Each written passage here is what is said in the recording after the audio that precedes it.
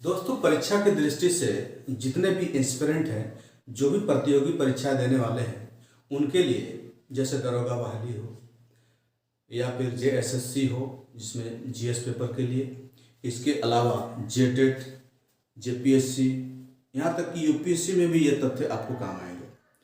तो ये main topic है कि इतिहास को जब हम पढ़ते हैं तो ऐतिहासिक दृष्टिकोण से हम ये देखते हैं कि आर्यों के आगमन से दो एक प्रश्न पूछा ही जाता है, ठीक है ना। और जो विभिन्न तथ्यों को समाहित करते हुए हमने ये नोट्स तैयार किया है ना, हो सकता है कि आपको ये काम लगे, ठीक है ना। ये बहुत ही इम्पोर्टेंट ये है, ठीक है, जो वैदिक काल का ये हम डिस्कस करने जा रहे हैं, ठीक है।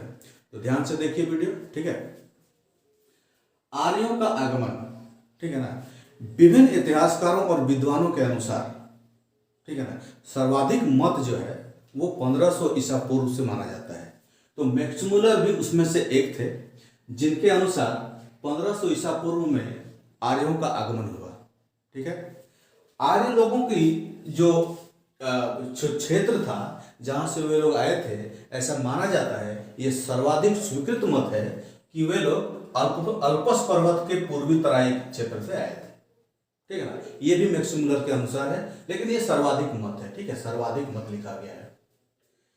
सभी आर्य जाति जो है, यानी कि भारत में मूल निवासी आदिवासी और यहाँ के जो मूलवासी हैं, ठीक है ना, उनको छोड़कर जो लोग आर्य आए थे पंजाब के रास्ते, मध्य एशिया से, अल्पस पर्वत के पूर्वी तट से, तराई से, क्षेत्र से, तो वहां से जब आए तो वो सिर्फ एक ही कबीले के थे। कहने का मतलब ये है कि सभी आर्य जाति के लोग एक ही कबीले के थे, मतलब उनमें कोई विभेद नहीं था, ठीक है ना। भारत जब आए, भारत आने के बाद जब उनकी जनसंख्या बढ़ी, गंगा और जमुना के तट पर जब धीरे धीरे जंगलों को काट कर वे अपना बस्ती बसाए और धीरे धीरे जब जनसंख्या बढ़ी, राज्य का गठन हुआ, ठीक है ना, राज्य और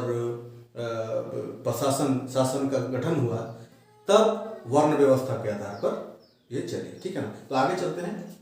आर्य शब्द का सर्वप्रथम जो उल्लेख मिलता है वो ऋग्वेद में मिलता है, और ये जान ले जो ईरान का सबसे जो पवित्र ग्रंथ है अवेस्ता, उससे मिलता जुलता ये ऋग्वेद है, ठीक है ना। ऋग्वेद जो है वैदिक काल के पूर्व में लिखा गया, इसको पूर्व वैदिक काल भी बोल सकते हैं, ठीक है ना। पूर्व वैदिक काल में ही ऋग्वेद की रचना की गई थी, ठीक है। तो आर्य शब्द का सर्वप्रथम ऋग्वेद में मिलता है, और कितनी बार मिलता है? 36 बार मिलता है, ठीक है ना। आर्यों का भारत में जो आए, उनके बाद यहाँ के मूल निवासियों के साथ उनको संघर्ष करना पड़ा, द्रविड़ियन, नाग, ठीक है। इसके अलावा जो यहाँ के ट्राइबल्स थे उनके साथ भी उनको जूझना पड़ा, संघर्ष करना पड़ा। वे उनको जो सफलता मिली उसके दो कारण थे, ठीक है ना। अश्वचालित रथ, जो पहिया होता था वो लकड़ी का, और उसे घोड़े से उसको चलाया जाता था। आप रथ मतलब समझ रहे हैं, ठीक है ना। रथ जो है वो पहला एक कारण था, अश्वचालित रथ। और दूसरा था कि कांसे के युद्ध उपकरण, ठीक है ना। कांसे के सैन्य उपकरण कहें या फिर कवच, जिसको हम लोग बर्मन भी बोलते हैं, ठीक है ना, उसके जो उनके पास वो व्यवस्था थी, कांसे के उपकरण और कवच से वे अपनी रक्षा कर पाते थे। और इस प्रकार दस्यु, जिनको वे लोग आर्य लोग भारत के मूल निवासियों को दस्यु को बोलते थे, उनको पराजित कर पाए, ठीक है। आगे चल के हम दशराज की युद्ध पढ़ेंगे, ठीक है ना। आर्यों को भारत में दस्यु यानी कि भारत के मूल निवासी और दास, ये दास कौन थे? आर्यों में आर्य जब आए, पूरी बड़ी मात्रा में जब भारत में आगमन किया, उससे पूर्व भी आर्य लोग आए थे, उनको पूर्व के शाखा बोला जाता है, ठीक है ना। आर्यों ने दस्यु को अनासा यानी चपटी नाक वाला, दस्यु का यानी मूल निवासी को, भारत के मूल निवासी को आर्यों ने क्या कहा? अनासा का यानी चपटी नाक वाला कहा। अकर्मण यानी कि वैदिक कर्मकांडों को न मानने वाला कहा, ठीक है ना, विश्वास न करने वाला कहा, वैदिक कर्मों में विश्वास न करने वाला कहा। और तीसरा है शिष्ण देवा का। शिष्ण देवा का मतलब होता है लिंग पूजा करने वाला, यानी कि शिव धर्म मानने वाला, शिव धर्मावलंबी, ठीक है ना। तो दस्यु यज्ञ नहीं करते थे, मूल निवासी जो थे भारत के, वो यज्ञ नहीं करते थे, यानी आर्यों की तरह वो पूजा पाठ नहीं करते थे, और ये दूसरी भाषा बोलते। जाहिर सी बात है, हमारे देश में 22 भाषा है, ठीक है ना, तो दूसरी भाषा ये बोलते थे, ठीक है। तो ये आर्यों के संबंधित ये हुआ। अब देखिए वैदिक काल को दो भागों में बांटा गया, पूर्व वैदिक काल या ऋग वैदिक काल, ठीक है, और उत्तर वैदिक काल। उत्तर का मतलब होता है बाद का। तो ऋग वैदिक काल को 1500 जब आर्य आए, 1500 ईसा पूर्व से 1000 ईसा पूर्व तक ही माना जाता है। इसको ऋग्वेद, इसी काल में ऋग्वेद की रचना हुई थी, ठीक है ना। इसके बाद जो भी और 4 वेद हुए, वेद 4 होते हैं, उनमें यजुर्वेद, सामवेद तथा अथर्ववेद, ये सीक्वेंस ऐसे ही होगा, ठीक है ना। ऋग्वेद, यजुर्वेद, सामवेद, अथर्ववेद, सबसे अंत में अथर्ववेद की रचना हुई, ठीक है। ये उत्तर वैदिक काल में अन्य 3 जो वेद हुए वो उत्तर वैदिक काल में हुए। ऋग्वेद में क्या क्या कर विशेषताएं हैं वो लिखा गया है कि ऋग्वेद में प्रार्थनाएं वर्णित है, ठीक है ना, सूर्य को, सावित्री को, ठीक है ना। तो इन सबको अलग अलग देवताओं को, अग्नि को, है अलग अलग, इंद्र को अलग अलग प्रार्थनाएं का वर्णित किया गया है ऋग्वेद में। यजुर्वेद में कर्मकांड लिखा गया है, ठीक है ना, कर्मकांड वर्णित है। सामवेद में गीत, संगीत और स्तुतियां, किसी भी देवता के लिए जो स्तुतियां गाई जाती थी, संगीत नृत्य किया जाता था, वो सामवेद में लिखा हुआ है। इसके बाद अथर्ववेद, ये तंत्र मंत्र और वशीकरण से संबंधित है, ठीक है ना। तो ये मेन फैक्ट था, इससे और आगे हम लोग पढ़ेंगे। अब जानते हैं वेद, ठीक है ना, वेद के बारे में हम जानेंगे, ठीक है। वेदों की रचना 1500 ईसा पूर्व से 1000 ईसा पूर्व तक हुई, लेकिन उसे हम वैदिक युग बोलते हैं, जिसमें ऋग्वेद की रचना हुई थी, ठीक है ना। इसके बाद उत्तर वैदिक काल, यानी कि 1000 ईसा पूर्व के से लेकर 600 ईसा पूर्व तक के काल में अन्य 3, ठीक है ना, यजुर्वेद, सामवेद और अथर्ववेद की रचना हुई। तो उनमें से हम वेद का मतलब क्या, ठीक है ना। वेद जो है, इसका जो विद धातु है उससे उत्पन्न हुआ है, जिसका अर्थ होता है जानना, ठीक है ना। जानना यानी कि ज्ञान, ठीक है, ज्ञान। वेद का मतलब होता है ज्ञान, ठीक है। अब आते हैं कि इसके संकलनकर्ता कौन थे, ठीक है ना। इसको संकलित करके जो एक ग्रंथ की रचना हुई, ठीक है ना, अन्य अन्य सूक्तों को, यानी कि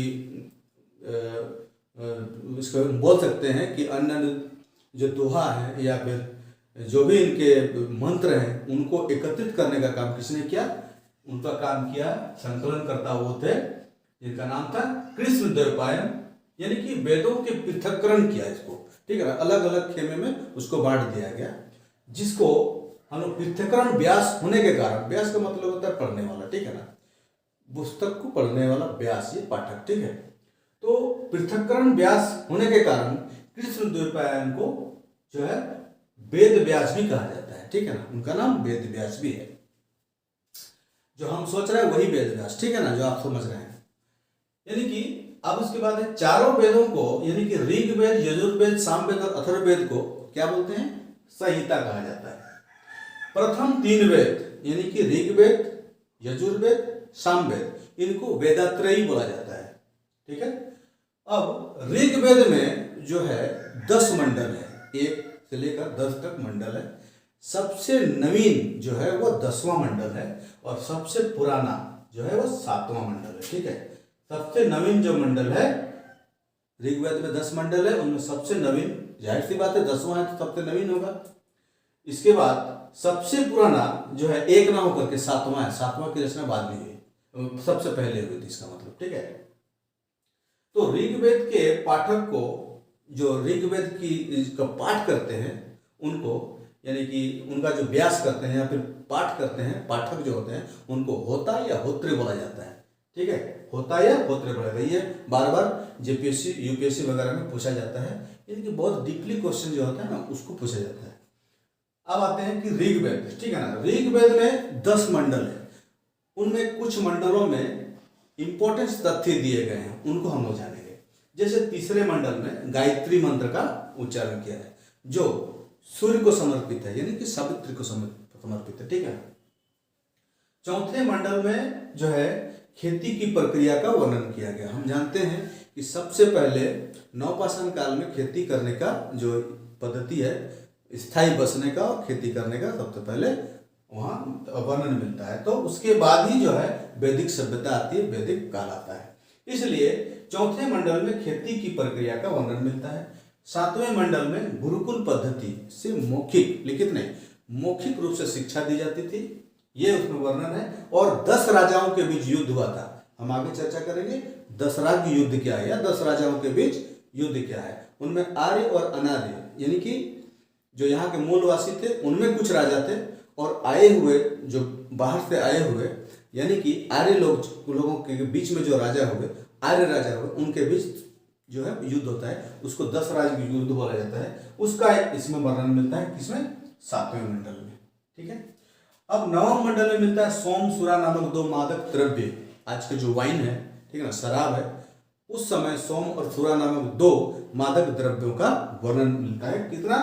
9वें मंडल में। 10वें मंडल में आपको मिलेगा चारों वर्णों का उल्लेख, कि वर्ण व्यवस्था से संबंधित वर्ण व्यवस्था की तरफ, ठीक है ना, जो है ये उल्लेख मिलता है। तो ये थे इंपॉर्टेंट फैक्ट जो है, इनको हमको लिख लेना चाहिए, नोट बना लेना चाहिए। ठीक है। आगे हम लोग पढ़ते हैं और क्या क्या इसमें है। ठीक है। देखिए, दूसरा है यजुर्वेद। यह जो है गद्य तथा पद दोनों में लिखा हुआ है। इसको पाठ करने वाला यानी कि इसको पढ़ने वाले को हम लोग अघरवायु बोलते हैं। क्या बोलते हैं? अघरवायु बोलते हैं। ठीक है। यज्ञ, इसमें जो है यज्ञ करने के लिए जो कर्मकांड है उस पर बल दिया गया है। ठीक है। इसके बाद है सामवेद। सामवेद जो है इसमें गीत संगीत नृत्य है का शास्त्र है। ये प्राचीनतम ग्रंथ जो है ये संगीत का प्राचीनतम ग्रंथ यही है, सामवेद। ठीक है ना। इसके लेखक कौन है? जैमिनी, ऋषि जैमिनी, इसके द्वारा लिखा गया है। पाठक जो है सामवेद को पाठ करने वाला या पढ़ने वाला जो होता है उसे हम उद्गात या उद्गाता कहते हैं। ठीक है, उद्गाता कहते हैं। उसके बाद है अथर्ववेद। अथर्वा ऋषि के द्वारा लिखित, यहां पर क्या लिखेंगे? अथर्वा ऋषि। ठीक है, अथर्वा ऋषि लेखक है। ठीक है ना। इनके निर्माता कौन है? अथर्वा ऋषि। अथर्वा ऋषि के द्वारा लिखित ये अथर्ववेद है। ये किसको समर्पित है? इसमें वशीकरण, वास्तुशास्त्र, विज्ञान और औषधि से संबंधित है। ठीक है। प्राचीन इतिहास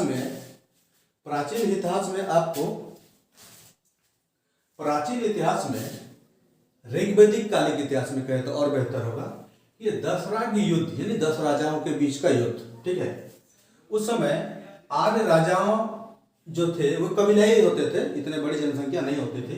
तो कबीलाई राजा जो थे, आर्य राजा थे, उनमें से पुरु, यदु, तुवस, द्रुहु और अनु।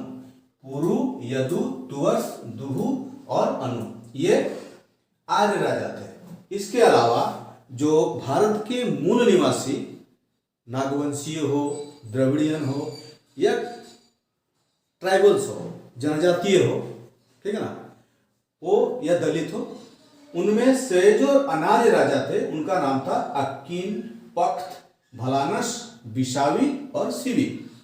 ठीक है। इन 5 अनार्य और इन 5 आर्य राजाओं के बीच युद्ध होता है। उसमें वो कहाँ होता है? पुरुषनी नदी के तट पर होता है। ठीक है, जिसको हम रावी नदी भी बोलते हैं। अभी वो ज्यादातर भाग जो है वो पाकिस्तान में है। इस युद्ध में सुदास नामक एक राजा का विजय होता है, वो विजय हो जाता है। ठीक है, विजय कौन हुआ? सुदास। तो इसमें अनार्य और आर्य के बीच ये कॉन्फ्लिक्ट जो है, संघर्ष समाप्त होता है। विजय कौन होता है? सुदास। लेकिन पराजित राजा जो है वो पुरु और भारत के ही आर्य है या अनार्य है, उनमें से भरत और पुरु, ये आर्य राजा थे पुरु। ठीक है ना, यहां देखो पुरु है। तो आर्य राजा पुरु और भरत के बीच मैत्री से एक नए वंश का उदय होता है, उसको हम बोलते हैं पुरु वंश। ठीक है ना। अब देखो, इनमें से एक और तथ्य यह है कि आर्यों के पुरोहित कौन थे? विशिष्ट थे, मुनि ऋषि विशिष्ट थे। ठीक है। इसके अलावा अनार्यों के पुरोहित कौन थे? विश्वामित्र थे। ठीक है, ऋषि विश्वामित्र थे। तो ये 10 राजाओं के बीच जो युद्ध हुआ था ना, ये रावी नदी के तट पर हुआ था। ये आर्य और ये अनार्य राजाओं का। ठीक है, तो ये है ऋग्वैदिक या वैदिक कालीन इतिहास की कुछ थोड़े मोड़े तथ्य थे। ठीक है, ये आप अपने नोटबुक में इसे पोस्ट करके, वीडियो को पोस्ट करके आप निकाल सकते हैं। ठीक है ना, और आगे की वीडियो देखते रहिए। Thank you.